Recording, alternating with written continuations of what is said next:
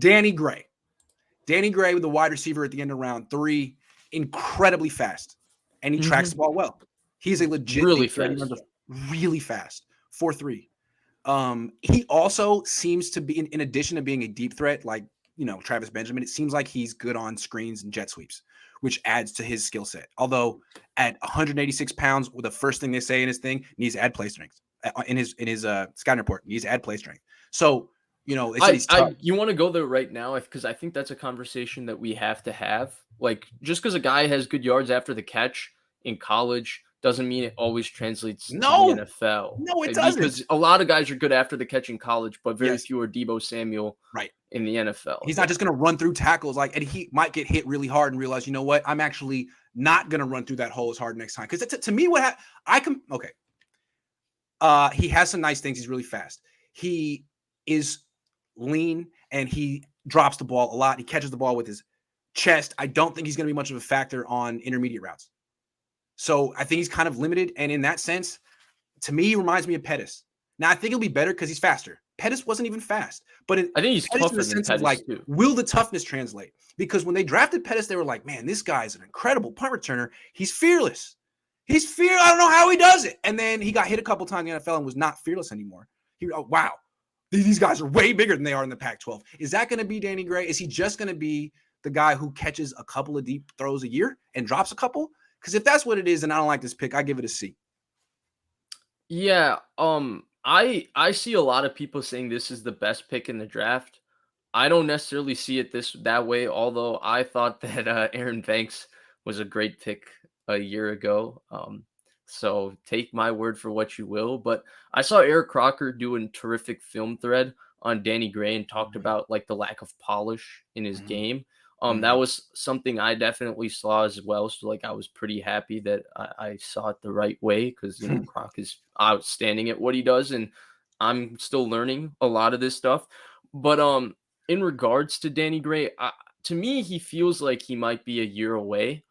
Just because I think there's some polish lacking in his game. Lack of strength, lack of technique. Lack of strength, lack of technique. Every player they drafted this year, Drake Jackson, except for Ty Davis Price. Lack of strength, lack of technique. That's where Shanahan, I think, I said follow the money. They gave Ray McLeod, excuse me. Rodney McLeod is the Colts safety. Ray McLeod, they gave him a contract that indicates that he's going to be more than a special teamer. I expect him to have a role in this offense and have a role in this passing game. Juan Jennings had a very strong finish to the season. He's an outstanding blocker, and his size at the 49 for the 49ers is pretty irreplaceable because he's the only really big, intimidating guy. What you're saying is the top 4 wide receivers are set in the yes, top 4 set. I think so, and I think that his speed does add an element. But I don't know if he's going to be used and he's going to come in and be Deshaun Jackson for the 49ers right away. I think I've seen a Brandon Cooks comparison thrown out. I think Brandon Cooks is a little shorter, and I always thought Brandon Cooks had bigger legs and just a bigger overall frame. And I think Brandon Cooks also had a touch more explosion just off the immediate start than Danny Gray. I think Gray will be like good at some point. But I also think there's a bit of development that has to happen here. And I don't look at this as, he's going to just come in and now they're going to go play action and it's going to be RG3 and Aldrick Robinson all over again. But now with Trey Lance and Danny Gray. And so from that standpoint, like I think he has an opportunity to be a special teams impact player. And I think he has an opportunity with his speed because the speed isn't just speed. Shanahan talked about it. It is like the fastest guy in the NFL type speed. Yep. But, I think it might take, like a year for him to maybe get a bit stronger, get a bit more refined, and then he might be a contributor. Because Shanahan, in my opinion, he's been kind of steadfast on this. He wants receivers who can play all 3 positions, who can do it all. He doesn't like, putting a guy on there for 50 snaps just to be a specialist to do one thing. So he might get a couple snaps to run a clear out route or something, but to be a focal part of this offense, which I think some people are expecting when they say, he's the best pick in the draft and all of that is an immediate contributor. I don't necessarily project it that way. Okay, so hold on. To me, this is a lot like the Drake Jackson pick, okay? Like both guys are lacking play strength and technique, but they have high upside. And the reason that we're so bullish on Drake Jackson is because the Niners have the track record. But Drake Jackson has production too, right? True. That's true. But again, a big reason we're bullish on Drake Jackson is he's in a great spot. He has Chris Kocurek. Kocurek is almost certainly going to get the most out of him. The Niners don't necessarily have that track record at wide receiver. I mean, you don't believe in Leonard Hankerson? I mean, first of all, they have Leonard Hankerson, who's in his first year, has never done this before. Wes Welker's gone. Also, this is the same team that went all in with Dante Pettis, knowing he just needed to add play strength, and he never did. So I'm glad that the Niners bet on themselves relentlessly, but I'm a little skeptical that they can turn a ball of clay at wide receiver into Emmanuel Sanders. I think Kyle thinks he can turn this guy into Emmanuel Sanders. I'm skeptical. Leonard Hankerson has a lot in his plate right now. But I also think like a lot of the stuff that makes Emmanuel Sanders really good, I don't think that's something that the Pittsburgh Steelers taught him. That's also Emmanuel Sanders just putting in work. Like Emmanuel Sanders, from a technical standpoint, in terms of how he runs his routes, how late he uses his hands, how he always catches the ball with his hands, all of that is like as refined a receiver. It's just that, he's 5'10", 180 pounds, but Emmanuel Sanders, there's a reason he's been in the NFL for this many teams for 12, 13 years, and he's been very good for just about everywhere he's played because he's an awesome player.